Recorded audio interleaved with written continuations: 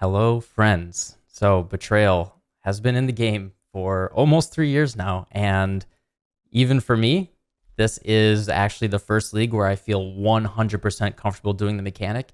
And as you can see from my appearance, I've been racking my brain trying to figure out the right way to try to present that information. I found, each person has their own way that they approach a mechanic in the game, they have their own understanding. And I just wanted to get the way that I approach it across to people. And I think my approach may be particularly helpful for newer players because honestly, I like simplifying things. This is a very, very complicated mechanic and it's easy to get lost in the weeds. And I think that's something that's exactly what affected me when I've been trying to learn the mechanic, to the point where I would just hit certain roadblocks and just be like, all right, I made a mistake. I don't know how to fix it. I'm just going to click buttons, right? And this league, I kind of sat down. I talked to people who really, really know the mechanic inside and out. And I feel like I have a really good understanding, enough to at least accomplish my goals. And if your goals align with what I like to do, that's good for you to learn from this video. So yeah, if you just take a quick perusal of this video, see if the way that I approach this is helpful to you. And even if you are decent at Betrayal, maybe there's some tricks here that you may learn and it could help you do it yourself. So and actually I wanted to start this video with like the Charlie from Always Sunny, like the Pepe Sylvia like crazy thing. But when I looked in the mirror, I looked a little bit too much like him already with how crazy I am this morning. I was up pretty late actually making the PowerPoint presentation you're gonna see in a second, and felt like it was like art imitating life or vice versa, just a little bit too much. So here we are. Anyway, without further ado, let's get right into it.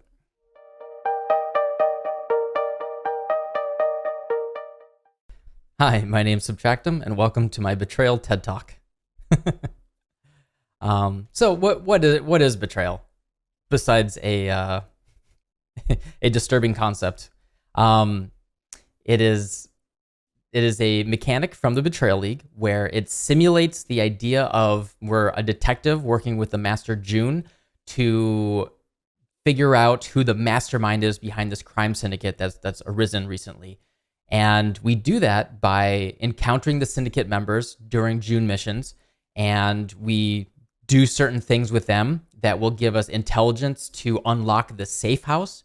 So you can think of it like like a mobster thing, right? So you have your like number one mobster, like your Whitey Bulger or whatever, who's like the leader of the mob. And then they have, their four main leader henchmen. And then underneath them, there can be like a spider web, just like any detective show where, you're trying to get to like the leader of the mob boss, right? And so like that's the general analogy that they're going for here. So we do that by we do missions. We'll do encounters on the map with one of four divisions: fortification, intervention, research, and transportation. Then when we have enough intelligence for running a safe house, we do that. You found like the one place where they're cooking up the drugs or whatever. Like that's where they're organizing their crime. Like they're one of those safe houses. We go there, we defeat the leaders there, and we take them back to the precinct and interrogate them, and they will give us intelligence towards the final boss fight. We figure out who that mob boss is. Spoiler, it's always Catarina. The reason why we do this, like why are we even doing this? It is because we get rewards from those different members of the mob, the crime syndicate. And when we do like the final boss fight, if the board is set up correctly, we'll get really, really good rewards. And it can be worth a ton of currency, and it's really, really good for working on your items, getting really good drops and all that stuff. It's one of the most rewarding mechanics in the game. And that's why I really think it's worth learning. It is a tricky mechanic. It's one of the more complicated ones, but also it doesn't take a lot of work to learn it. As soon as you grok it, my purpose of giving this whole presentation and teaching it, and I totally understand that there's a ton of other videos out there. Everyone has their own teaching style and their different understanding of it. And I just want to get across like my simplified version of it, where I'm just kind of, I laser focus on what I think is worth doing. And I kind of just like cut out all the chaff that isn't. And you'll see you'll see in a moment when I show my tier list here. So yeah, that's the basic idea. We do encounters, we unlock safe houses, we do the safe house encounters, and then we unlock the boss, we fight the boss, and then that resets the whole board, and we start again. So this is what the board looks like when you're just starting. This is the intelligence that's already built up. This is actually a change this patch as of 3.14, is the intelligence used to fully reset. Now these are the individual safe houses. They will not reset anymore after you do the boss fight. So all of the henchmen are down here, the low-level henchmen. These are the leaders of the individual safe houses, and you can, by manipulating the board, you can just move them all around. And then Catarina is always up here. So you do encounters, you unveil, you show who these guys are, you manipulate you do certain things with them to get intelligence. When this yellow intelligence bar gets to the maximum, you can run this safe house by talking to June and clicking run safe house, which looks like this. You'll have the safe house button in each one of these when it gets maximized. You'll get a single map encounter on this safe house where you interrogate this person, the leader, and then they will give you intelligence to fight Catarina up here. When this reaches 100 intelligence, then you can click on this button, and this is all interacted by going to June, clicking show investigation. Then you run the Catarina boss fight, which it's a kind of a tricky fight, and I will explain it later on in this video. And then you get rewards for actually everyone who's on the board, which is pretty cool. So if your board is set up really, really nicely, then you can get a ton of rewards. So what does this look like? So you'll run into these certain encounters in your maps. So this is an example of the transportation encounter. And then you'll see the henchmen, the members, they'll be on their knees, like ready to be interrogated or stabbed and killed. However you choose to deal with them, and certain things will happen based on that. So this is an example as if you had clicked on It That Fled, they will give the option to interrogate them or betray them. And depending on what's going on here, different options may present themselves. So the state of what the henchmen look like is they have a division location, which you see here. There's 4 different divisions. Then they have a rank, which is the stars that you see here. So they can go 1, 2, or 3 stars. This entirely dictates which rewards that they will give you, which we can see on the image that I will show later. You get intelligence from them. So for example, you can interrogate them. They will go in the little jail down here. This represents the jail. Only 3 people can stay in jail at a time. And they will give you X number of intelligence per turn. The higher their rank, the more intelligence they will give you. And then there are many other options. And so, some guides may go into a lot of detail about those other options. I will not be, because I really think that it almost gets in the way of how simplified you can make this mechanic. And it's just kind of confusing. And the goal for me is, for people that have seen the other videos, my goal is the power dad gaming, like the casual, like almost no brain, like we're being smart. We have the idea in our minds of, we know what we want to do and how to do it, but we want to just enjoy the game and do some sort of strategy. And I think when you get way too in the weeds with how complicated this can be, you're also just, you're slowing yourself down. And if you get this down to a real nice rhythm, you can run a Catarina boss fight in less than an hour over and over again. And each one of those can be easily over 4 exalts every single time. So it's just really, really nice.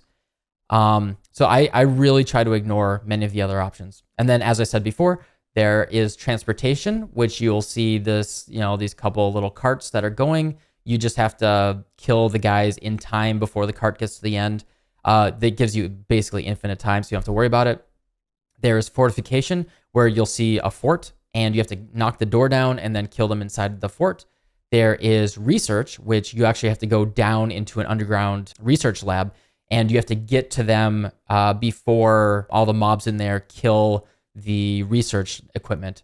So these are all these time-based things kind of mattered more when it was added to the game almost 3 years ago. But especially with recent power creep, any like pretty decent build these days doesn't really have to worry about the timer anymore.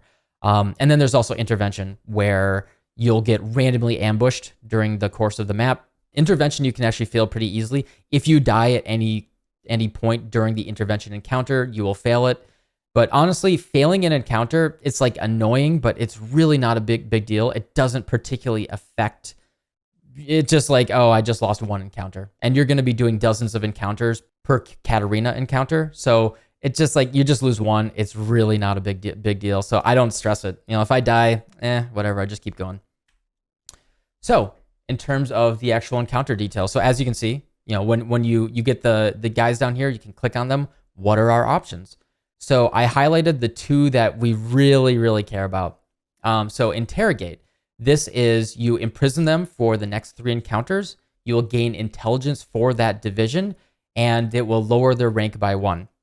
So why is this important? What does it mean? Why do we do it? When do we do it? The general idea, as I said earlier, is we want to get them into certain locations to get certain rewards based on where each member is when you run the safe house, and then when you run Catarina, they will give you different rewards. So we very specifically want certain people in certain locations. And the way that I like to simplify this is, and this is just nice due to the quality of the rewards that we get, is almost none of the rewards matter. Like the vast majority of them don't matter. I literally ignore almost everything except for basically one person, Ashling right here. And then on top of that, Hillik, It That Fled, Varici, and Tora are okay. But I really only look at Ashling. So we use interrogate to lower their rank and get intelligence. This is how we get the intelligence for the safe house. But also, when someone hits rank 0, when they come out, I call them a floater. So they will just be floating here with 0 stars. And then when you do one of your encounters, there is a decent chance, and a better chance if there is no one else or like fewer people in that safe house, that they will just randomly show up, and then you can say, hey, go in the safe house. So we use the main reason we interrogate is to get more intelligence and to remove stars from people so we can move them around. That's the way that you can think about it. Interrogate is remove stars to get intelligence, or to turn them into a floater to move them into a different location. The other thing is execute. So yes, strangely, execute, it's the immortal syndicate. This is where like the metaphor is a little weird, but execute means we kill them. And since they're immortal, they actually get stronger when you kill them. So or rather like they will go up in level within the mob because they were willing to die for the mob, right? That's the way you can think about it. So if you get the execute option over here instead of betray, that means that they will actually just get a star. And if you do this in Valdo's Rest, which has the test of loyalty node, this is very important for doing this. It has the test of loyalty node. That means whenever you execute them, they go from rank 1 immediately to rank 3. That's huge. So that gives us you don't even have to worry about leveling up your guys too much. So Valdo's Rest is the place. There's a reason why I bolded and italicized these 2 words. They are the only ones that we really care about. The other options are betray, bargain, and release. So release is very good. Release, we will be doing release a lot. But betrayal and bargaining, they give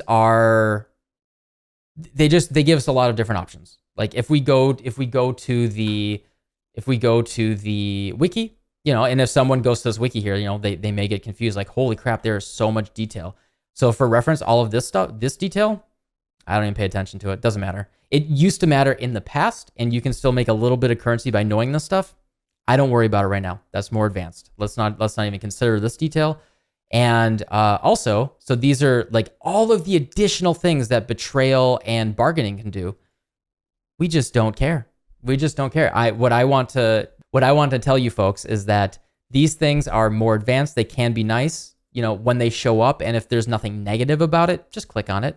But in general, we can just ignore these, and you don't have to ever click on betray or bargain if you don't want to. So Bargain, Betray, these will show up sometimes, but you just don't even have to worry about it. So Release is a button in the lower right corner that I will show when I'm going do my playthrough at the end of this video. And it's what it does is just lets the member go, makes no change. This was actually originally not in the game, and you were forced to click on something very obnoxious, or you just had to leave the map. So sometimes you in the past you were actually just forced to do a bad option, and now they gave us Release, so you can continue going if you don't want to make any change that is given to you there. Now the rewards. So Zizaran did a video this league and for his understanding of Betrayal, and he did a really, really good job of putting together. It's actually the nicest cheat sheet and the nicest updated tier list. And I will link his video as well. Like, he will have other detail. He does his own playthrough, and I think it's just important to consume as much content as possible for, you know, this is really, really complicated, and the way that I explain this is not going to be perfect. The way that Ziz explains it's not going to be perfect. But the more information that you absorb, hopefully, and then you just do the mechanic yourself over time, and you know, you pop in my stream or Discord, you ask questions. I'm happy to help as much as possible. We can get you, we can get you to the place where you feel comfortable with the mechanic. Zizaran, he made a really, really nice cheat sheet here, and this is where I want to encourage you all that almost none of this matters. This is the cool thing is, you look at this cheat sheet and you're like, oh my God, Betrayal is so complicated. I just don't know. I don't know what to do. Here's the way that I look at Betrayal. This is the way that I look at Betrayal. Let's see, Ashling. Like, we got Ashling in research, right? Ashling in research, level 4. Here's the rest of, and then Varici in research is nice. Hillick in all of the things can be nice. And Torah in research can be nice, but it's really like a lower tier thing. Like these days, Torah in research like doesn't matter because we have other options with harvest stuff. So, and then the rest of this is how I look at the rest of this. This is the rest of it to me. Literally, I don't care. I will never care unless they buff it. So there's really, really good rewards. And honestly, the Ashling one is so good. The Ashling one is so good that it actually is just the number one. So this is the way that I really, really, really look at it, is Ashling tier 4 in research is the only thing that matters. These guys are bonuses. These are bonuses if I want to go for them, but I don't even think about it. I just try to do Ashling. And that's like, it's I guess you could say that's like an unfortunate unfortunate situation for Betrayal, because the vast majority of them it's actually just not worth your effort, and it's a waste of time, in my opinion. Given that you're playing Trade League and Softcore and all that, like, totally understand that you can get deeper into it and min-max this a little bit more if you really want to, but I feel like I'm pretty successful by just focusing on Ashling and then sometimes a couple other things. Yeah, this is the way that I think of it is I put Ashling in research. She's in research, she's level 3, I'm done. But if it takes 0 effort and I can put Torah, Varici, or It That Fled in research, that is really nice. They have nice things. Torah will give you XP for your gems, Varici will give you white sockets, and It That Fled will upgrade breach stones. However, sometimes the game just doesn't give that to you. As long as Ashling is research, you can sell that for 4 to 5 exalts on TFT, or you can use it for crafting, like really crafting really good stuff on your items. And that's just the main thing that I focus on.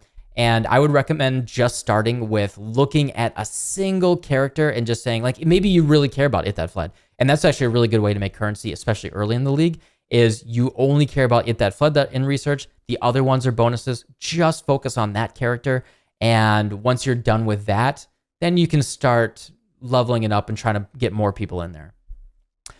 In addition to those ones, Hillick will give you at level 4, he gives you the option to make 30%, 30% crafts on your gear. So he can 30% a weapon, armor, or a flask now even, at all up to 30% if you get him to level 3, and then you run Catarina, which then makes it level 4. And then, yeah, I literally ignore everything else. Intervention will give you scarabs. Scarabs are really nice, but like I said, It's just a bonus. I don't focus on it. Once you're really, really comfortable with the mechanic, feel free to put people in intervention as you want to. But if you really just zero in when you're trying to learn on research and just leveling up like 1 or 2 characters in there, I think it'll really, really help you learn the mechanic and get there. So also in the past, before this patch, being the safe house leader was very important and there was no concept of tier 4. Now, tier 4 is almost everything that we care about, and someone being the leader is actually less important, primarily because Aisling does not get anything out of being the safe house leader, and she's the most important thing.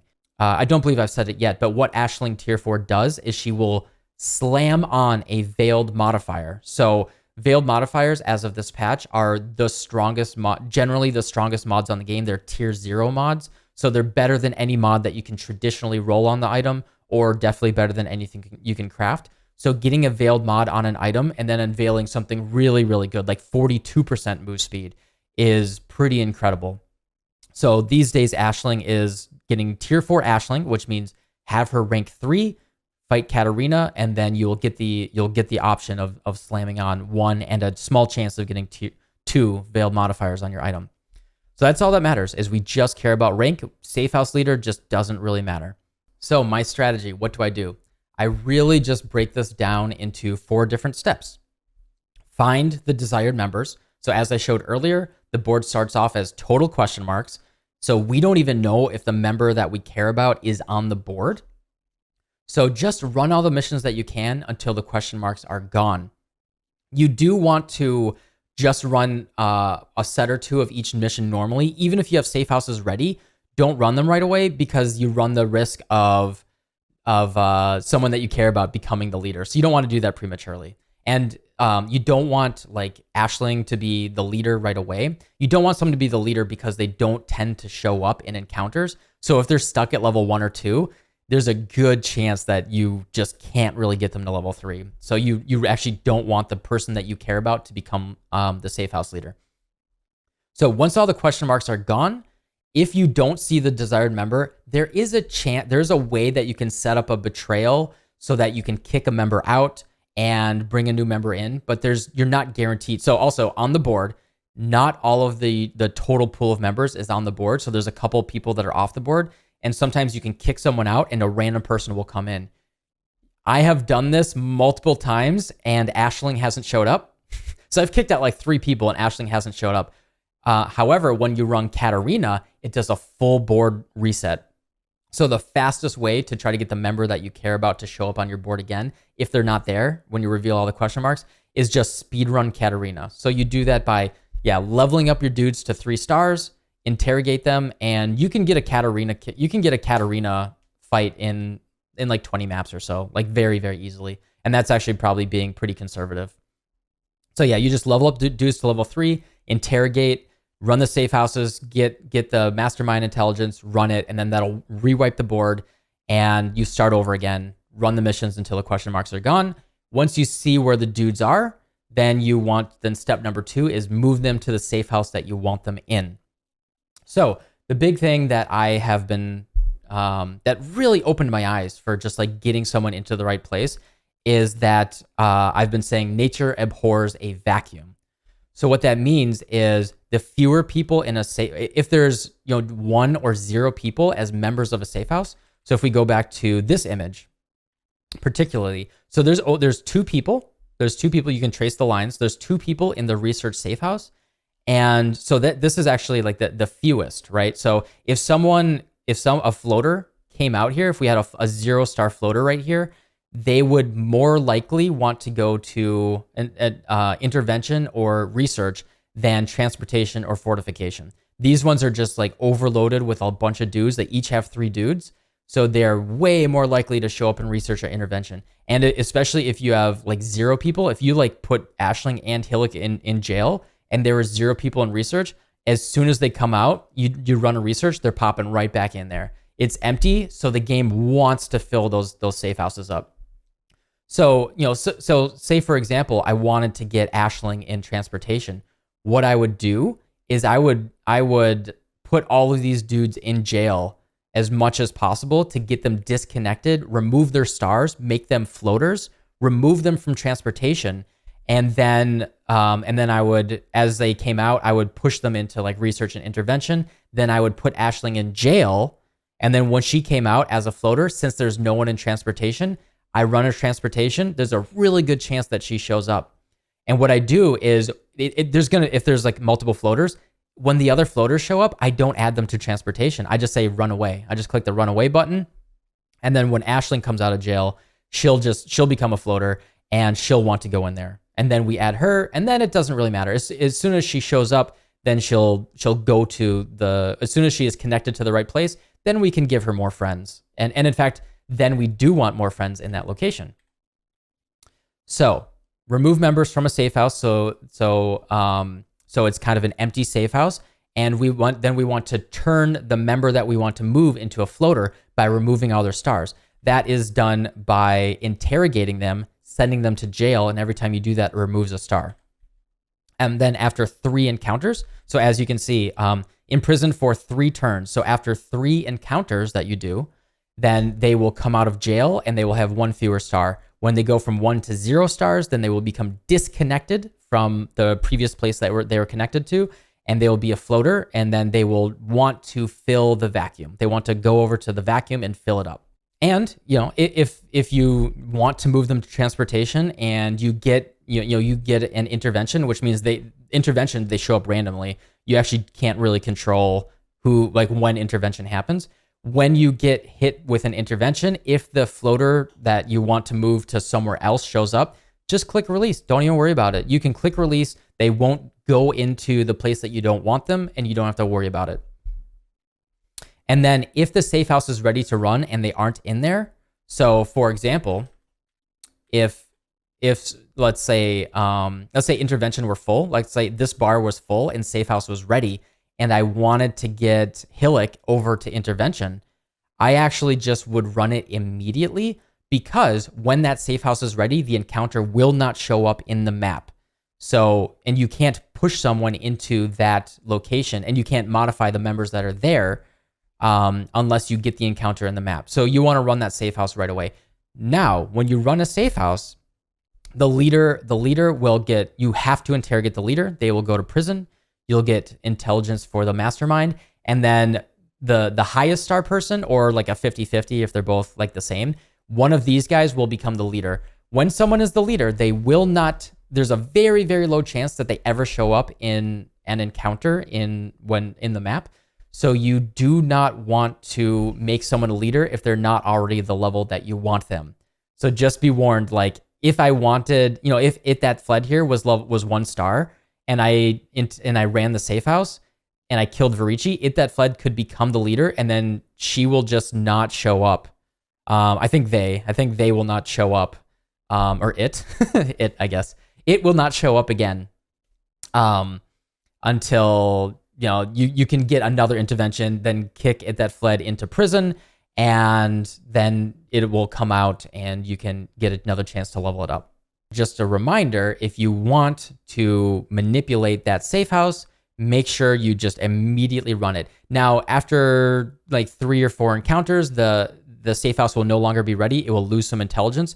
So you can, if you really, really don't want to run that safe house, if everything is exactly where you want it, except for like one thing, just run a few maps really, really quickly with the June missions, and they will, the intelligence will degrade, and it'll show up again, and you get more chances to manipulate it. So once the board is in a good place, like for example, for me, this is effectively a perfect board. Why? Aisling is level 3 in research. This is literally the only thing I care about. If I wanted to make it perfect, I would put Tora in research or intervention, Verici in research, It That Fled in research, Hillock is level 3, probably in transportation or fortification, right? But that's those are 10% improvements on top of something that's already 90% perfect to me, because Aisling sells for 4 to 5 exalts if I want to sell it, or I use Aisling slams all the time. I use it all the time for crafting my items. Just like as an example, we're going to be doing that in this video, is I crafted these boots, and they had the suffixes are done, and I want to add a veiled prefix modifier to get the 42% move speed. I do that by getting tier 4 Aisling and running the mastermind, and then she will give me a veiled prefix that I can unveil, and hopefully I get the right one. If I don't get the right one, I can continue crafting my boots and just do it again. All right, so step number 3, or part 2, number 1. Once all your members are in the right place, then you want to level them up. Now this is something that I actually didn't understand until this league. The order that you click on the members actually matters. So it's actually very simple. If there are at least 2 members there, and 2, 3, 4 is all fine. If there are at least 2 members, when you click on your desired member that you want to level up, you will get the option to execute them. It will be on the right side. Execute will add 1 level or 2 levels if you're in Valdos. That's why I always run Valdos. And you can just immediately make them level 3 and you're good to go. Oh, and actually tying in with moving them to the right safe house, very, very same idea is you want to click on the person you want to move in there first. You get the option to execute them. You need to execute them as well to move them into the desired safe house. And so if you run your encounter and say you get like 1 guy that's already in there and 1 floater, click on the floater first because you need at least 2 people there to get the execute option. And then you can move them into the right safe house. And it's the exact same strategy for leveling up the desired members. So you do the encounter, and you if there's 2 people, 3 people, you click on Ashling or whoever you care about leveling up first. That will give you the execute option. You cannot execute if they are the last person. Now, sometimes you can just get really, really unlucky, and no matter what you do, that's the only person that shows up. In that case, look at the options, see if there's any bad things with, you will, in that case, you will get the bargain or betray options. Look if it's something that looks good, but if it's something like, oh, member gets kicked out or something, right? Like you don't want to do that. Click the release button. Don't change anything. Go to the next map. Don't worry about it. And that's really like the core of it. Now, once the board looks like it's in a good place, like, so let's pretend like if there was no intelligence here, what I would do is, now research is done, right? Research is done. Do not run the research safe house. Things can shuffle around, things can get kind of scary. So what you want to do is you want to just get research 100 intelligence and then ignore it. Do not run the safe house. Continue doing missions. And since I especially transportation and fortification, I don't care about anything here. I am going to interrogate them every single time. Interrogate and get the 21 intelligence. And you can actually, like in 5 to 10 maps, just immediately spawn Catarina. You just interrogate them, you run the safe houses, you ignore research, you level up research to 100, and then you just don't run it. And then you spawn Catarina. Run for transportation, fortification, and intervention as much as possible, and just get that intelligence as high as possible. That's my strategy anyway. And and if you care about just intervention, you're just trying to farm scarabs, change that around a little bit. Level up intervention and ignore it, and then do the other 3. Once you have Catarina ready, you just click on that safe house button at the top with Catarina. You do the boss fight, and then you will be, after you defeat Catarina, she will drop a unique, and then you can go into all of the safe houses with all of the rewards for what's on the board will be ready.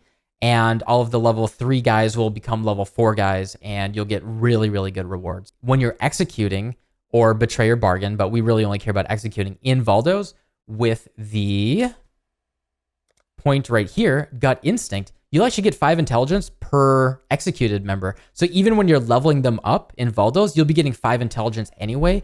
So this is the other reason why, even as you're leveling them up, when you're not interrogating them, you'll still be getting intelligence. So you can get Catarina spawned really, really quickly here. I really, really only do Valdos. But if you're low on master missions, you can use focused investigation and just spam Haywork Hamlet maps. And this can be really, really good for just getting your missions back. You can use 4 titanium watchstones, which I have down here, with the investigators prefix, which gives you an increased chance to get a master mission on completion of the map. And if you're just running the map without the master mission, you have a pretty good chance of getting it anyway. I actually have 4 of these, and I just spam June or running Valdos in general, and that's why I sustain my master missions pretty well. And then some little additional things. Do not interrogate the leader of desired division if the desired member is not level 3. I went over that a few minutes ago. As I said, leaders will rarely show up, and you risk the desired member turning into the leader, and then you can't level them up again, and you're just like, this sucks. So don't do that. Never remove all rivalries. This is because rivalries are the red lines between the characters, and trusted is the green lines. This just means that they're more likely to show up and you get more options to do things. So when they have green lines, when they become trusted, then you have the option to betray, which can give you some nice options. The big thing about it is it makes it more likely to bring in their friends or their enemies, and you get more options for leveling people up, moving them around. Become trusted is good, allows you to create rivalries. So they have to become trusted first to become rivals. So it's nice, but it actually just doesn't matter. It doesn't matter. Like, people are going to show up where they already have lines where they're connected to. This is just like the whole trusted and betrayal stuff. Ironically, betrayal is just, it kind of doesn't matter. You don't care about betrayal. You don't care about bargaining. It's a bonus nice thing to make things faster, but don't worry about it right now. Keep it simple. Only interrogate and execute. And if people become friends or enemies, you can do that, but don't let it confuse you when you're still learning the mechanic. As I showed earlier, I showed all of the options on the wiki. Go to the wiki page here to look at all of them. And as I said, you can just get 90% efficiency by focusing on just like the 1 or 2 characters in the 1 or 2 locations that you care about. Ignore everything else. Get them to level 3. Run Catarina. Get the level 4. Get your rewards. You can easily make 10x an hour doing this. And once you get really, really comfortable with it, you can make even more. It's an incredibly profitable and fun mechanic, honestly. Once it clicked, like, I used to find Betrayal kind of scary, and I was just like, I'm not even going to run June missions. It's just, I don't understand it. I keep messing up my board, and I'm just stressed out. But as soon as I understood it, it's actually my favorite. It's one of my favorite things that I've done this league. And it is one of the things. And combining that with the new Veiled modifiers, it's actually given Ultimatum a lot more legs for me than... it's made it not a dead league for me anyway. It's a thing that I've used to keep the league entertaining. And then my tier list. So I showed Zizaran's, his overall cheat sheet that has everything in it. Also, this presentation will be linked in the description. You guys have all these we'll have all these links and everything. And then this is my tier list. So Zizaran made his own tier list, and I modified it for what I care about. So Aisling in research, this is S tier. This is the only thing that matters. And then Tora in intervention, she gives you really nice Harbinger scarabs, which sell nicely. Or in research, she gives you gem experience, which is a nice little bonus. Hillick in all 4 different places will give you quality for like armor, weapon, flask, etc. He also gives you a nice scarab, I believe. Then Varici in research, that's how you get white sockets on your items. Honestly, white socket, and so you can sell white sockets on TFT, or maybe you can sell it in global trade. I'm not sure, but you can sell it on TFT. Honestly, like the way that it works, kind of feels bad, man, because for some reason the way that the etiquette is it's a random number of sockets between 1 and 6 for a tier 4 Varici, and you only get paid based on the number of white sockets, which feels like an absolute scam. Like they should absolutely inverse that. Like, you should pay based on the level of Varici that was farmed. If I farmed a tier 4 Varici and I stream it and you saw I have a tier 4 Varici, you should pay me based on the fact that it's a tier 4 Varici, not the fact that you randomly got 1 white socket. But that's my own personal bias there. So for me, it's not worth farming that, because for profit anyway, because you could literally just make whatever it is, 30 or 40 chaos, and that's it. Instead of, but if you hit the 6 socket, then that's 6 times 40 chaos, which is obviously much, much better. You can make 2 exalts off of that. But Varici by far gives 1 or 2 sockets. And like, as I said, keeping it simple is way better. Don't stress about it. So if he gets in there, I just put it on my own items, just so you guys can see. I bought this bow with 6 white sockets, but this is my last...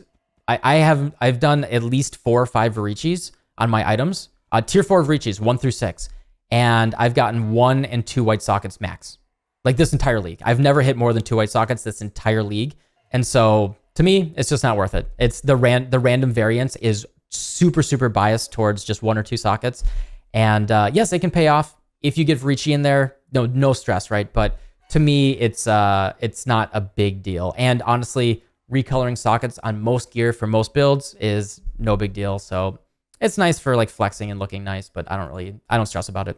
So It That Fled in Research is a nice bonus. So if we look at the pricing, a regular Cellular Breachstone is 1.5x and a pure Cellular Breachstone is 2.5x. And so you can make a full exalt and you get 2 chances if she's the safe house leader. So that is 2 extra exalts. So it is really, really nice if you can get that. I think on average, she's not gonna be the leader. Manipulating the leader is very annoying, as I said earlier, but that's a bonus 1 exalt for every time you run it. And so you can say, if you're really good at it, you're running 1.5 times an hour, every 2 hours, you're getting 2 bonus exalts. It is nice, but as I said, I really like to simplify. So if she's there, it's nice, but if she's not, I don't stress it. So if Aisling is S tier is in research, I'm done. And I just run Catarina if she's level 3 in research. And I try to get these guys in the place that's nice. But other than that, I literally, like, no exaggeration, I literally ignore where the rest of these guys are. I don't even look at their names. I see Riker, Chimeria, Jorgen, and I just put them wherever. I put them in intervention. I put them in fortification or transportation just to get them in places that are away from the good guys getting into research. And that's the way that I think about it. Do not stress about min-maxing anything else.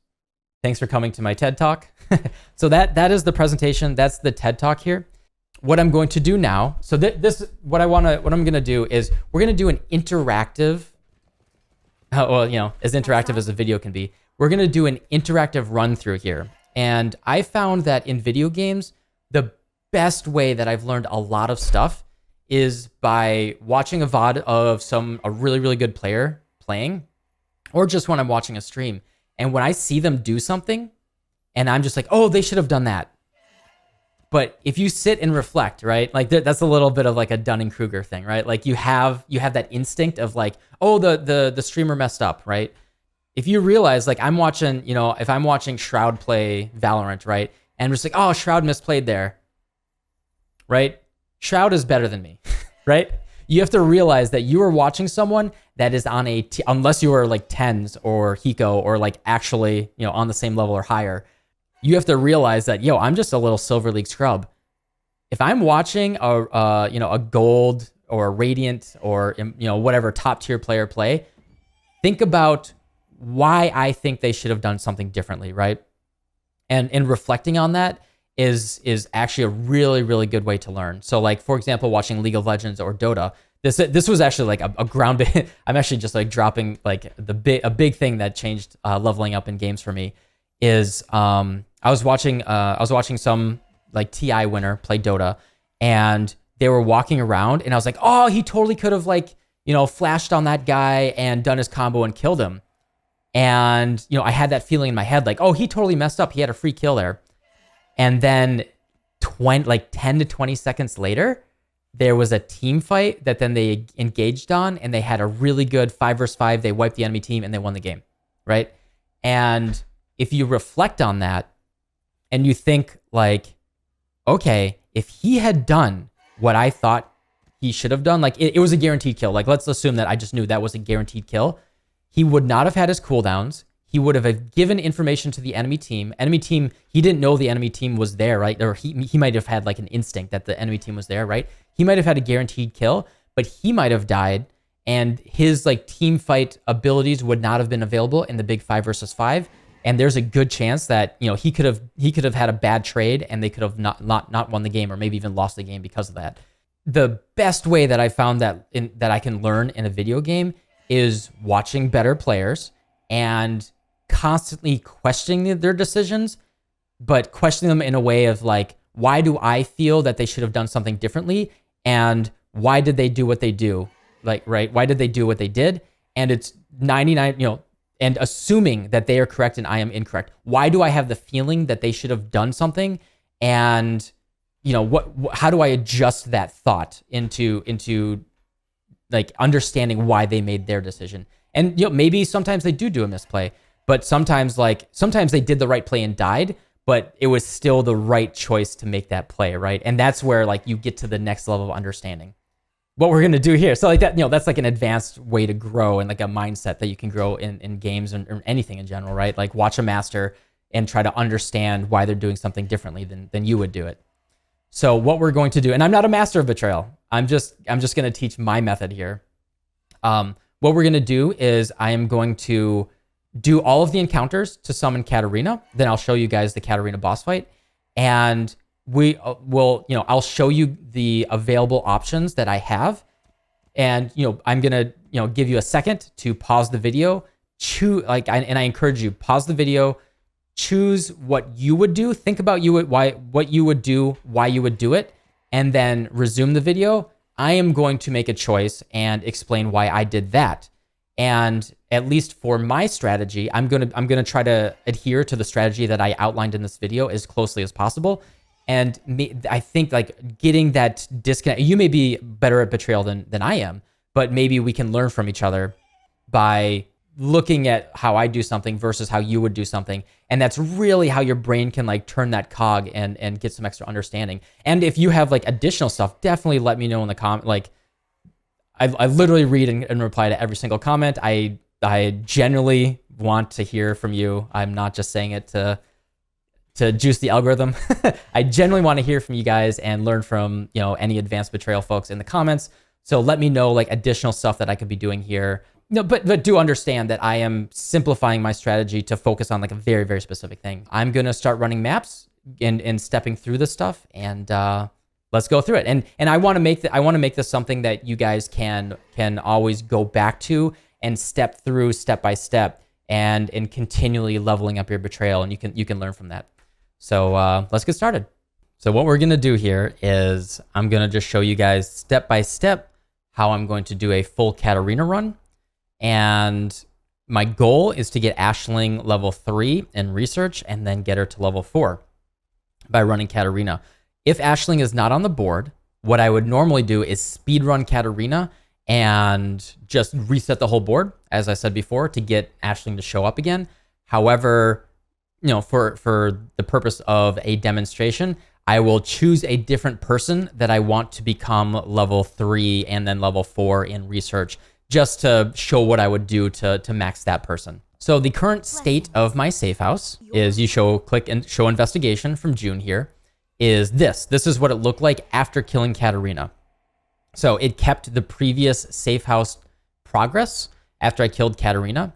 Now, what I want to do is I could run research right away, but what's going to happen is the leader will show up, they will go into jail, but then this person, if they don't show up in the encounter, they will still be a question mark and then become a leader. That's actually really bad. So what I'm going to do is just run some missions and try to expose all of the question marks.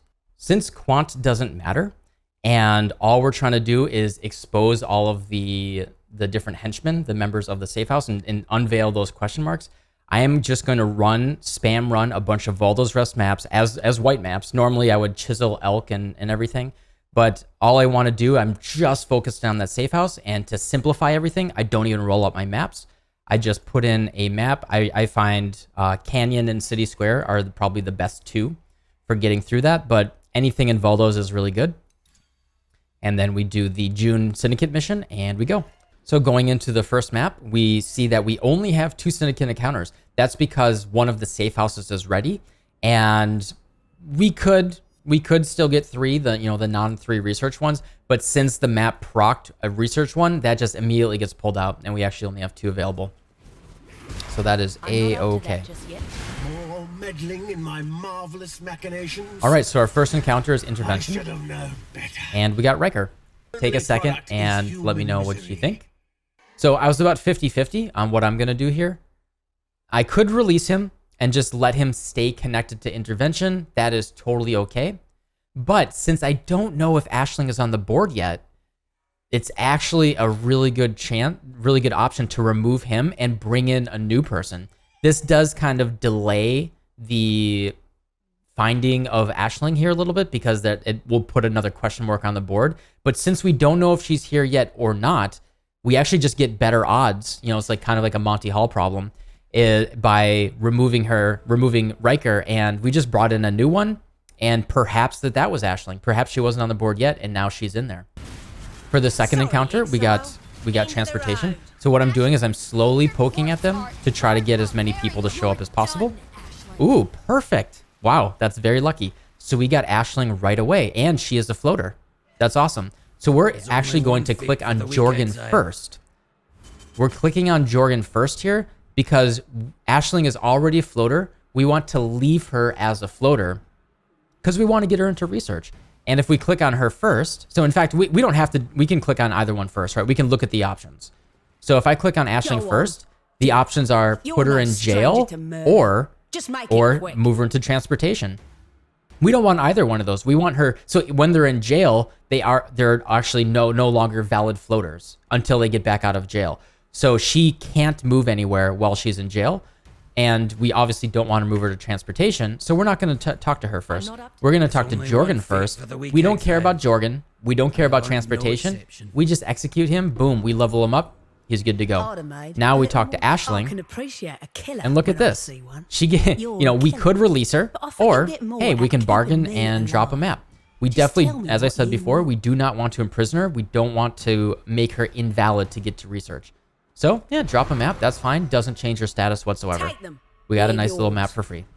And since there are no more Syndicate encounters, I'm just going to run to the boss, kill the boss for some, hopefully some map drops, and we go again. All right, so we have a Conqueror ready. This is actually really good. We have a Conqueror ready. The nice change about this patch is that the Conquerors will give you the full map device options. Before this patch, you actually did not have those options. So even when the Conqueror is ready, we can still do a Syndicate mission and run as normal. As we can see, that we have 3 Syndicate encounters available on this map. Now, what I'm thinking is I actually want to run research first. I might not have an option. Intervention could happen. I could see transportation or fortification, which triggers an encounter, and I actually can't do other encounters until I complete the one that has triggered. But if I see research, I'm going to zoom in there ASAP. That's because I know that Aisling, I know that it's not totally full, and I know that Aisling is a floater. I want to get in there right away and try to get Aisling into research. Even if that doesn't happen, that's okay, but that is my goal right now. Now is your chance to claim as I just said, we hit fortification right away. So we pop the doors, ignore everything on the outside, and we kind of just poke. We just kind of poke for a little bit. And yep, as I said, like Aisling is a floater, so she's gonna just show up once in a while. But that's okay. We don't. She's a floater, no stars. We don't do anything. We just let her be. We click on her last. And so we want Janice. We don't care about Janice. We don't care about fortification. Go on then. Right? Get it over with. Execute him. Oh, not pretty. So also Guff, right? Ooh, that's not pretty. Just Guff. do it. We have at least 2 people left. That means we have the option to execute, which means move them into a location or level them up. So we click Guff first. We execute him. Now we have 2 people in fortification. Now we have Aisling remaining. Look at this. She can become trusted with Gravicius, but it doesn't really matter, right? And in fact, this gives us some information. We know that this is now Gravicius in intervention. So that's pretty cool, but she remains a floater, which is important. Also, just to be clear, there is the whole unveiling mechanic. The Syndicate members will drop veiled items, which you can then bring to June to unveil, get your crafted modifiers. I am really just focusing this entire video on as we're already probably pretty far into the video. As you can tell, I am focusing entirely on the betrayal mechanic and the rewards from that. Picking up veiled items, what they're worth selling. That's not really the focus of this video. And it's also just not a thing that I particularly focus on. In the early part of the league, I pick up every single unveiled item. I unveil them. I get my crafted modifiers. Halfway through the league, I should just hide this on my loot filter. I don't pick these up at all anymore. There are definitely ones that you can pick up and sell even halfway through a league, specifically Elrion rings. But we just don't care about that. We're just trying to keep it simple. So we have an intervention encounter. So, we just get ganked, right? So Gravicius showed up. And Vagan moves to intervention. Gravicius and Vagan get trusted. So we do this because this will unveil more question marks. We know that this is Vagan. Well, the question mark stays there, but now we know that this is Vagan. And it fills up intervention more. It pulls one more floater out. What that means is there are more chances for Aisling to show up when we do a research encounter. A truce. Which is great. We have research right here. So what we're hoping for is we go in here and we want Aisling to show up. So what I'm going to do is I'm going to slowly poke at whoever shows up. I'm barely going to attack them. So what you do is you run to the final area. And look, 3 people showed up. Now we don't want to die. Look at this. Perfect. Aisling showed up because she was a floater and research had available space. Nature abhors a vacuum. Research only had, I think it only had 1 member. Yeah, it only had Rin. And so all of these floaters, Elrion, what do we got? Elrion, Ring, and Aisling. So 2 floaters showed up. Elrion and Aisling were both floaters, and Rin was already a member. So we click on Aisling first because we want, we want her in here. Boom, Aisling is already in research. This is beautiful. Now, because the only thing I care about is Aisling, take a second, ask yourself what would you do? What I would do is I don't care. This is the nice thing about Betrayal is I don't care who I click on. This doesn't change my life. None of this is really important. What I will do, like there's a tiny little min-max we can do here, is the more people in the safe house, the more likely that the person will show up with their friends, which gives us more, and as I said before, we need at least 2 people to execute.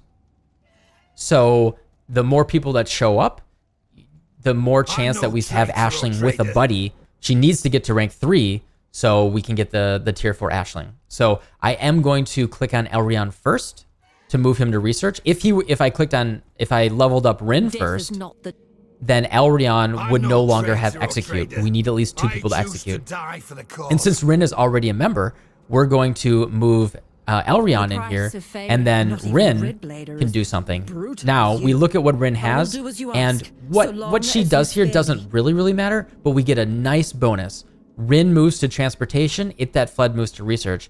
As I said before, It That Fled is one of those A tier modifiers in research. I don't know, will upgrade a Breachstone, and if It That Fled is rank 4, then actually rank 4 does nothing for It That Fled, if I remember correctly. So if It That Fled is rank 3, then you can create a pure Breachstone that's a free exalt. There's no reason not to do it. And so Rin just does nothing. Unique maps are worth nothing in this game. So we move her out, and now we know that we have It That Fled. We have 3 people in research, which is wonderful. There's a very good chance that Aisling shows up with a buddy. However, research is full. Now, this is kind of unfortunate because it won't show up for a couple maps because it's no longer valid as an encounter. However, that is totally okay. Why is that okay? Because Catarina has 0 intelligence right now. That means we actually have to run quite a few. We have to run a handful of safe houses. You get 30, at best case, you get 30 intelligence per safe house for getting Catarina progress. So that means minimum we have to run 4 safe houses. So we just don't stress about this right now. We know we have 4 safe houses to run in the future to get Catarina leveled up. So we're just going to focus on these guys, leveling them up ASAP. We don't care about who's in there. We don't care about what their rank is. We just want to get that intelligence up there. And then when research shows up again, we get Aisling tier 3, and then we spawn Catarina. And if anything, this is what is this? The second map that I've run in this from the beginning, and this is how quickly things can just get in order, and we're ready to go. Another good thing to do is after each map, especially if you took a day or 2 off from running your Betrayal, it's really good to occasionally just double check the investigation, make sure that it's in the state that you think it is. Okay, just a reminder, research is full. We're not going to get research. Remember, we do not run the safe house because we'll shuffle things around. There's a good chance that Aisling could become the leader, and then the leader just very rarely shows up. So we want to make her rank 3, so we just don't want her to be the leader. Now, we just run some maps, and we try to focus on getting as much intelligence as possible. Level up our brains here. All right, first encounter, transportation. I slowly poke around to try to get more people to spawn. We got 2 people to spawn. So, who would you click on first? Well, who I am going to click on first is Rin, because I am just focused on intelligence. And so since she's rank 1, she'll go from rank 1 to rank 3 due to the Valdo's node test of loyalty. They guaranteed get 2 ranks when you level them up.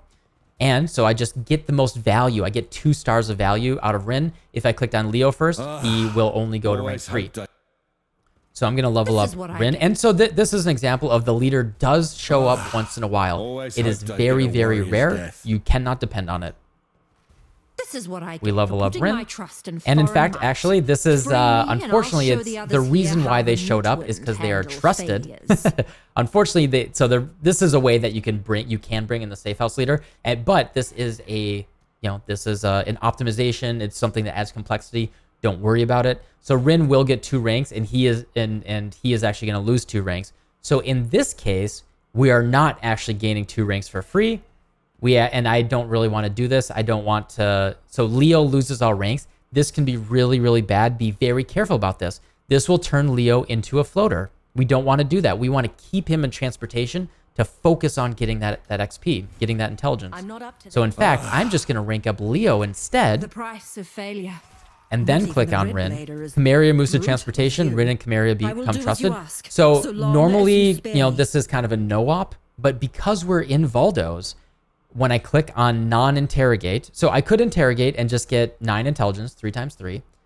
That's very, very low value. And we're at 79%. That would not get us to 100%.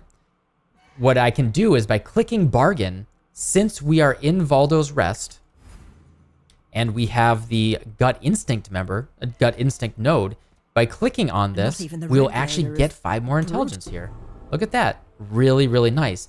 And it actually just brings in another guy and just pulls one of the floaters out, and we can use that to continually working our intelligence. And here's our second encounter, an intervention. So I make sure I don't kill them right away, just kind of poke around. I think that's everyone else going to come in.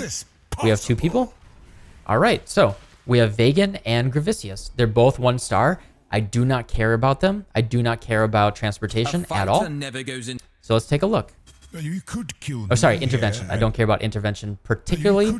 Intervention is scarabs. You can make currency doing it, but it's just not a thing that I care about. We try to keep it simple here. Look at this, betray. So the options here. So sometimes the options can be kind of funky if the 2 people there are rivals, or trusted. So you may not always get the execute option, in which case, if you don't get what you want, you can release the target. You will get 0 intelligence, but keeps the board state.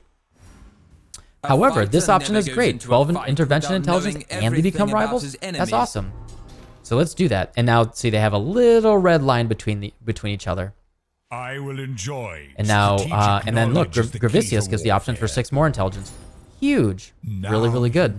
And so the general strategy here is that I want to get people to 3 stars and then interrogate them, put them in jail, and then they will give us 21 intelligence for that single interrogation.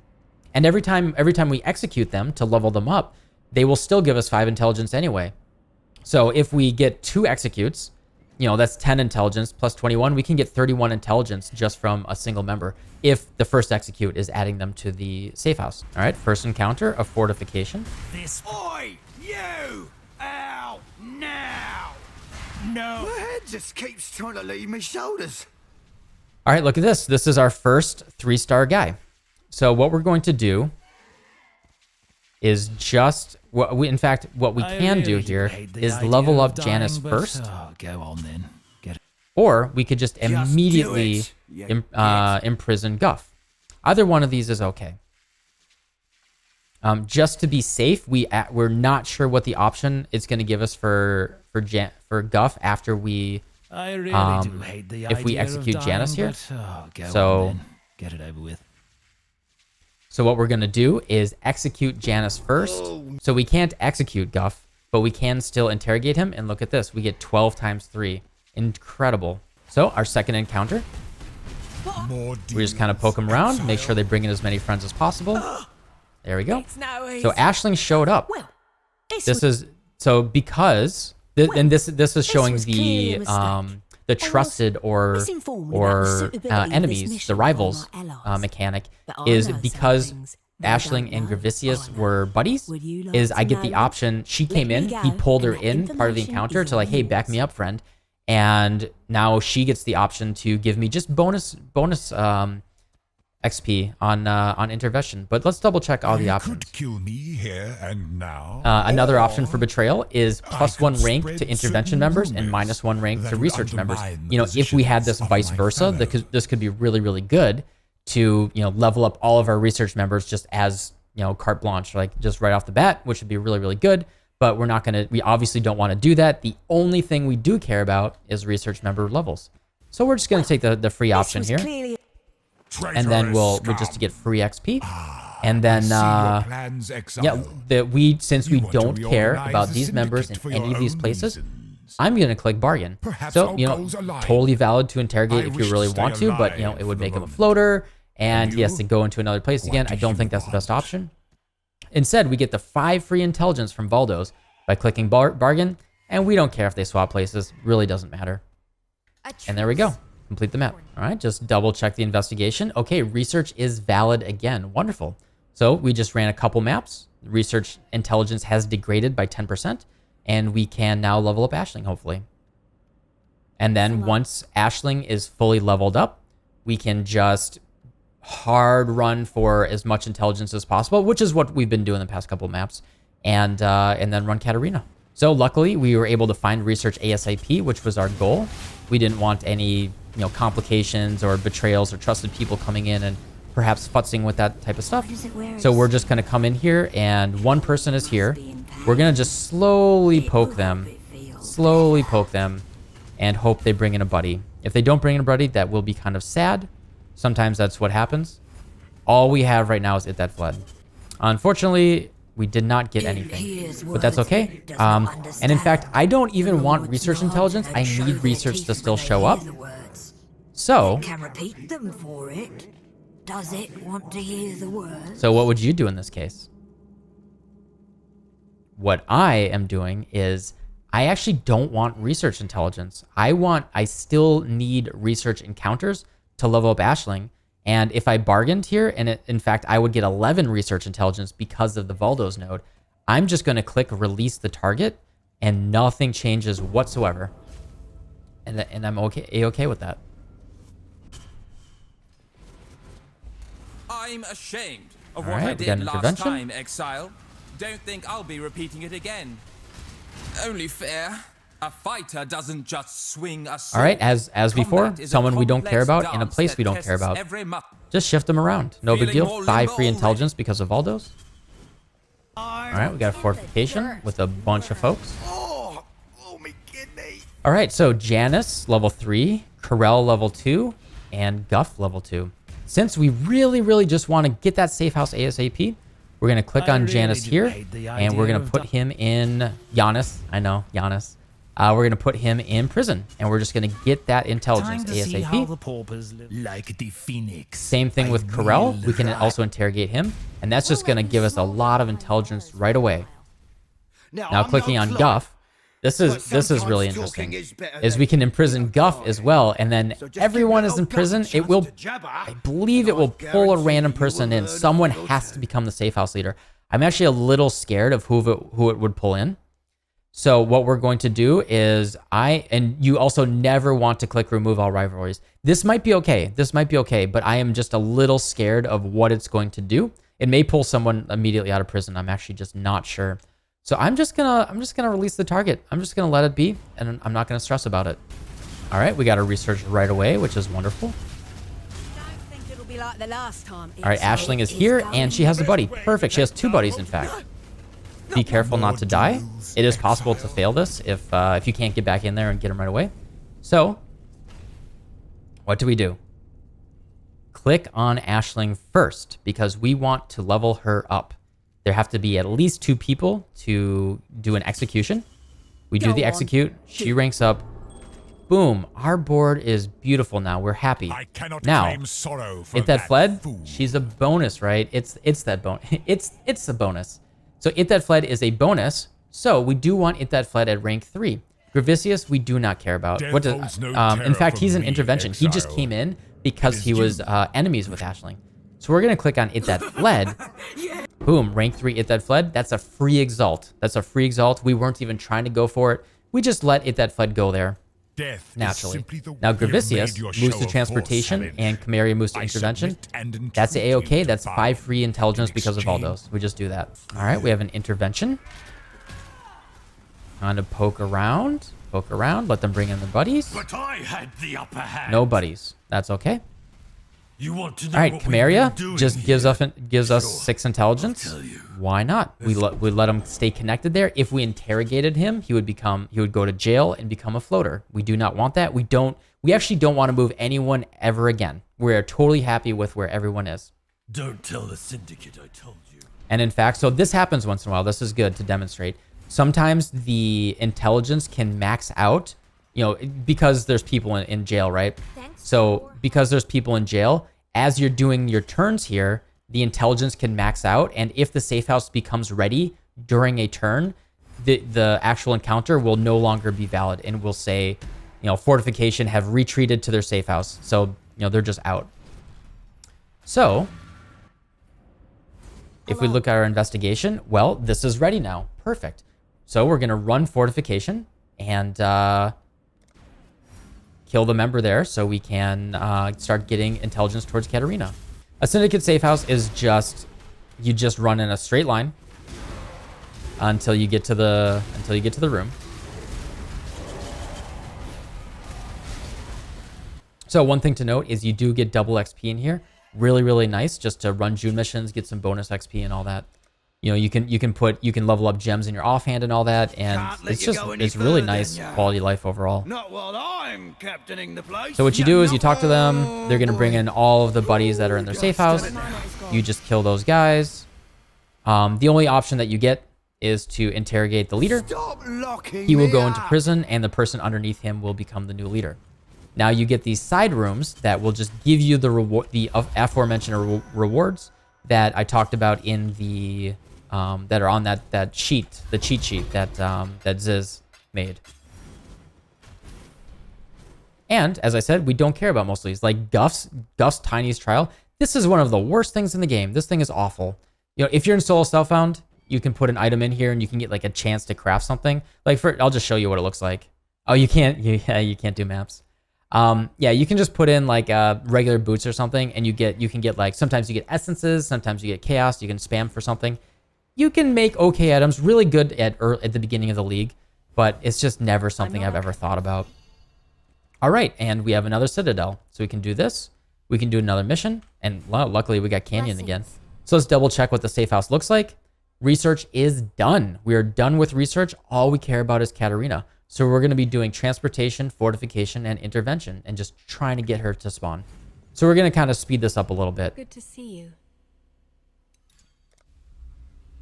I'm not going to talk through every single little decision here. Hopefully you guys kind of got the idea, and I'm going to just show how I do this very, very quickly. Bro, looks at inspiration, intelligence. We just click, we go. Kind of poke the guys around, try to get as many people to spawn. Boom, clicker, intelligence, good. The bargainer. what? More deals, Exile. Too much. Oh, and sometimes this happens. Do it. If you click You're on no a rank stranger 3 to person, murder. Just and make they it have quick. the execute option because they have two or more people remaining, you can just click execute and nothing happens. And because it's Valdos, you'll still get some intelligence there, which can be really nice. But we're gonna look at the other folks first. You fight well in a cage. Death holds no. Good riddance. I can appreciate a All right, just like that, The transportation question is now, ready. Exile. Be you begging for your life? Strength and faith Wait! to fall. Perhaps to die again. Go on. I'm no traitor or trader. Artem. So we got a research encounter. It's I can almost appreciate full a killer intelligence, when I see one. and You're the only a option we killer. get here is bargain I think or you'll get more interrogate. out of keeping Interrogate me would alive. put her in jail Just and she would tell lose me a what star. you We want. obviously don't want that, and we don't want bargain. we don't want to move her out. So we just let her go. And nothing changes. A-okay. The trap is sprung, little rat. Our chance. I'm ill fit for this. All right, free You intelligence. won't 2 regret safe houses are ready. And that's how quickly you can just get a safe house ready. Just in a couple maps, your safe houses can get ready very, very quickly. So we go here and we run them. The strength of the first ones runs in my veins. You will fall here. You would, Exile. The strongest wins. I knew one day it would not be me. I've nothing to hide. So as you can see, a lot of the rewards are just really bad, and we just ignore it. All those syndicate members are there for is just to give us intelligence, and so we can just get our Ashling ready to go. A mother bear will fight to the death to protect her cubs. Don't scratch me, Tora. Well, until we're done, that is. This one will be. All right, we ran our 2 safe houses. These guys are going to be giving us mastermind intelligence, and we just run a couple more missions. We will possibly have to run 1 more safe house, so let's try to just level that up ASAP. No one will find your body down here, Exile. No one. Wait! You could end my life. Go. A spot more. But I had the upper hand. Death's the only option here, I'm afraid. Absolutely. Know why the Immortal Syndicate. Trait is just a word. You think I didn't? I'm ill fit for this duty. So this option You've can show up proven once that in a while, quite clearly. is you can just Is this set a the crime prisoners worthy of free and get death? mastermind I think intelligence right not. away. This is Rather, really I nice ought for to just a look for little more shortcut. suitable Look, we're work. at 82%. We only need 18 more. We can set them free immediately and get 26. And just like that, we're ready to go. So as you can see, we're going to get, this is really nice, right? We're going to get tier 4 Ashling as well as tier 4 It That Fled, which is the same thing as tier 3. This is effectively, if I were selling all of these things, this is 5 exalts. And You if won't we regret go this. to, we have to complete one last encounter here. That none of this matters. You know, we can get slightly better rewards by leveling these guys up, but I don't even care or even know what those guys do. I don't even know what those guys do, and I don't even care. And just like that, we're ready to go. As long as Ashling is level 3, connected to research, that is the only thing I care about. And if we look, I believe I started with 56 missions, and so that was around 12 maps. If you get in the groove and you understand the way that all of this works, then it really flows. It really flows. And you know, if I sold this stuff on the market, as I said, this will be about 5 exalts profit, 5 to 6, depending on the market demand. And if I min-max this a little bit more, you know, if I got Varici in there, I could sell for even a little bit more profit, but I don't even stress about it. You know, 12 maps, if you're running at a moderate pace, let's say 2 minutes per map, you know, if you're kind of zooming, but, you know, a really fast map like City Square Canyon, you can do that in about 2 minutes per map. That's 24 minutes. Then you have to do Catarina. Let's just say 30 to 35 minutes. You're making 5 exalts on average profit every half hour. And that's just really nice. And if you min-max it, you can get even more. If It That Fled is the captain, that's another exalt. If Ricci is in there, that can be another 2 exalts. And it really compounds. It's really nice. You get a bunch of XP. It's just really fun. All right, we're gonna go over the Catarina boss fight here. I too am resourceful. The initial boss fight. This is recorded earlier. The initial boss fight is you just walk in a room and you just DPS her down. She does very few moves. You know, just don't stand right in front of her. Dodge the green things like that skull. And she'll spawn a couple just random people, or I guess not random people. June's old family, from her order. And you have to kill them again because Catarina resurrected them as mindless zombies. You kill them, and then you run through this area, which I believe give you 4x XP. So it's a nice little XP bonus. It's just a tiny little run through, so it's not enough to be of note. Put a portal right here, and then you start the actual fight. Hundreds of dead, rotting souls So, in the earth. So the way that this boss fight is laid out is I'll I'll make it a little bit more clear. So big problem with this boss fight, it is green on green and a little bit of black. The visibility is awful. It is absolutely awful. So let's explain what we're looking at here. So it looks like we'll use green to be appropriate. So it looks like we have the totem in the middle. We have 4 roads like this. And to just have a little bit better visibility than GGG likes, we will have 4 different corners here. There's going to be 4 corners. There's going to be a little totem in the middle. And then there will be 4 dudes in the corner. These are going to be the safe house leaders. These are the leaders of the safe house. There you go, just like that. So Catarina is going to, you're going to do a little fight with her. She will teleport around the screen. She will do very, very telegraphed moves with, she'll like lean back and then do like a big slash, or she will summon a big skull, or she will throw a bunch of like little balls that will just like hit in an area. They're very telegraphed. You just have to get used to it. The visibility is bad because of the green on green, but once you get used to it, all of her moves are very, very easy to notice. So you're going to just DPS her down a little bit, just like 20% HP. She will go invulnerable, and then she will make one of these dudes active. She'll make one of these dudes active. You will fight them, and then once you kill them, once you kill this dude, then this area up here will then you have to DPS Catarina a little bit more. Then you have to DPS her again, and she'll keep teleporting around. You just DPS her again, and then you'll see a green line coming out of your character. So your character will be right here, like smiley face character, and then there will be these green lines coming out of your character saying go here. It will be pointing towards here. That's a very awful arrow right there. So it'll be pointing to your character.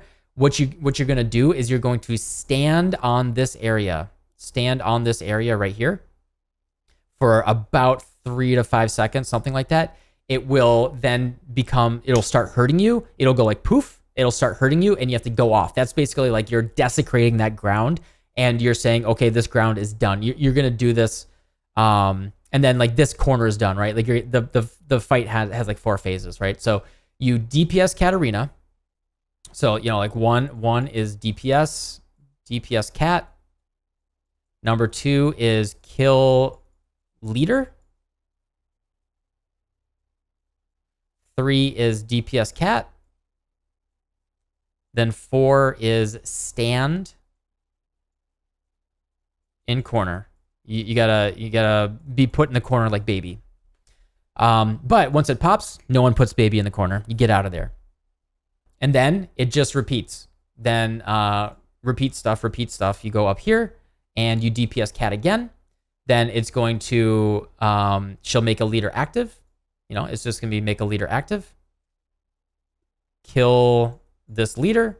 This DPS Cat again. Then this will become active. You'll get the green line coming out of your character. Stand on it. Poof it. You're actually going to do that 3 times. You're going to do it 3 times.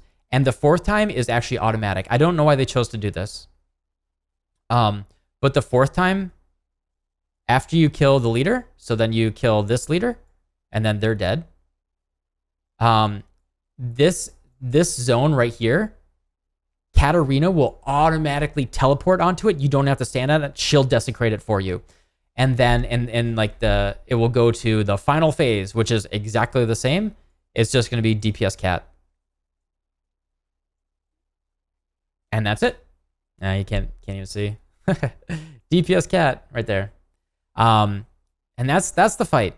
She has a couple moves, like she will summon a bunch of, the one weird thing to watch out for is she has a move where if you don't DPS her quickly enough, she'll put a bunch of skulls on the ground. And this is the 100% the opposite of everything else you do in this game, is you actually walk on the skulls and it will pop them. And if you don't pop them, they will turn into zombies, invincible zombies that chase you, like little skeletons that will crawl and chase you for a while. And you just have to avoid them. So anyway, if we go back to the fight, So the fight is starting. She talks. As you can see, 3 minutes, 50 seconds. Very, very short boss fight. So DPS her. So that's one of her moves. She throws like a bunch of skulls. Just never stand in front of her. All of her moves are very long and telegraphed. They're always like a 2 to 5 second move in front of her. So as long as you're standing behind her, you will never take damage. Do you think this will end? All right, now she's going to activate one person. I killed him. So I DPS cat. She activates a person. Now we go back, DPS cat again. She does, you know, so there's a lot of animations. DPS cat one more time. And then you can see the green line coming out of my character. It's pointing towards the corner where the leader spawned. So we just run on that corner and we stand on it. And then it poofed. It's desecrated now. It's glowing. That means it's done. It will start doing a lot of chaos damage to you, so you have to get off right away. Catarina's going to do an animation. Just always stand behind her. DPS her down. There's a little sword in the ground. I don't know. Just don't stand on it. I think it does damage. Or the cane stuck in the ground. You're no immortal. You're a thief. Yeah, I guess it shoots a bunch of these things. I never even noticed. Nothing more. She made one of the safe house leaders vulnerable. Kill the safe house leader. As soon as they're dead, we DPS cat again. Lots of animations. Don't let them confuse you. All right. As soon as we DPS cat, we see the green line coming out of our character. Oh, the one thing is you may notice that the totem in the middle will just be going clockwise, shooting a big wave.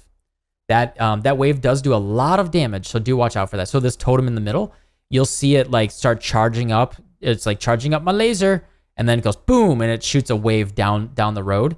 It will do that clockwise. It will go clockwise and shoot the waves down the road. And then you know obviously once you desecrate the corners, you can't go on those corners to avoid the wave. So that's the thing to watch out for. You know, use your flame dash or blink arrow or whatever to just avoid that. All right, DPS Catarina, stand to like, you know, I don't know, put our juice into the totem here. And then as soon as it pops and you see the glow, then that corner is done. Go back to DPS Catarina. Let our souls become entwined. We must persevere. Too much. She makes another person vulnerable. Such a long, faithful life you've lived. Elrion, I'm so Do watch out, like Elrion puts these holy relics on the ground after he dies. A lot of the syndicate members have on death effects. Watch out for that. get to see your god. Or they have things that will still do damage after you've killed them. So DPS Catarina, we got the glowy thing. So that was the totem thing to watch out for. So as you can see, that's the charging up the laser thing, and then it shoots it, that wave. It does a lot of damage, so watch out for that. We poof the third desecrated ground. DPS Catarina. She spawns the fourth person. I'm not up to that just yet. And now Catarina is going to automatically do the fourth totem. We don't have to do that anymore. But you, Leo, you shall die for a cause greater than you could have ever hoped. My mana is She just gone. teleports over there on the left side. She desecrates the ground for us. And then final DPS phase. And that's it. And just always stand behind her. Just always stand behind her. All of her attacks are straight in front of her. Like you can basically be touching her like I show here. Just stand right on her character. Like the only hit box for that staff is right in front of her like that. And she's done. And that's the Catarina fight. And then you click on her and she'll drop a bunch of loot. Early on in the league, Cinder Swallow Flask goes for a couple of exalts. Cane of Kulamak, which is new. I've only gotten one out of like 50 Catarinas this league. Can sell for quite a bit if you unveil the right stuff on it. And also, yeah, her helmet is also really good early league. And that's it. That's the Catarina boss fight. And just to demonstrate what it looks like after you kill Catarina is you'll be in this gigantic safe house that has, it's the safe house of safe houses, which will have a room for every single person that was on the map. So you can theoretically get really, really, like if you had a perfect board with everyone level 3, you know, you could get some really good rewards, but there's only so many rewards that are even worth it that, yeah, just as before, don't stress it. But this is what it looks like to put veiled modifiers on an item. Is you just get the Syndicate crafting bench, and you put it on here, and you make sure you have an open suffix or prefix. No crafted modifiers. You click the craft, and she will add 1, and like 1 out of 4 times, maybe even less, she'll give you 2. And unfortunately, the first one that I got here when I unveiled it was very, very bad. I had no good options. So what you can do is remove crafted modifiers, and I removed the second one without even unveiling it, and then I was able to keep crafting my item.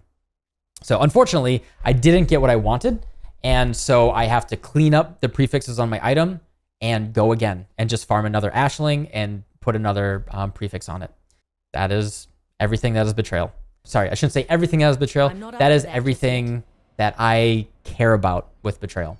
You know, like this is already a very long video. This might be, this is probably one of the longest Betrayal videos that have been made, but I think it's important to, like, I think a very short video is just, this is the type of thing where it just requires practice. You know, you want to hammer that stuff home, and you really want to make it so it's just second nature. You want to make it so you're not thinking and you're sitting down and playing the game. And I wanted to just give you guys all of the information, all the tools to be able to study it and practice it and make it a very enjoyable mechanic. I would love to learn more from you guys, and let me know either on Discord or on stream or in the YouTube comments or anything. What you think about Betrayal, and if this was helpful to you guys. If this method is good for you guys. Should I try to keep it down to a 10-minute video? I don't know. I'm trying everything. I really, really want to get the information across and give enough there so it's not just like a throwaway video that you watch it and you learn a little bit, but I want something that's like a tool that you can use, go back to, and step through it and like really, really learn the stuff. So yeah, all of the presentation and the links to everything are in the video description and the pinned comment. And yeah, thank you for watching this video if you're still here, and I'll see you next time. Thank you.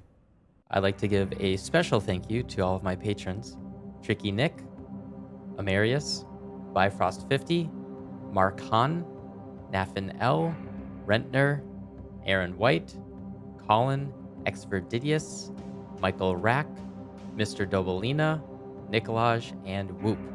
If you are interested in a shout out and credits at the end of my videos and some other cool stuff, go to patreon.com/subtractum. Thank you, everybody.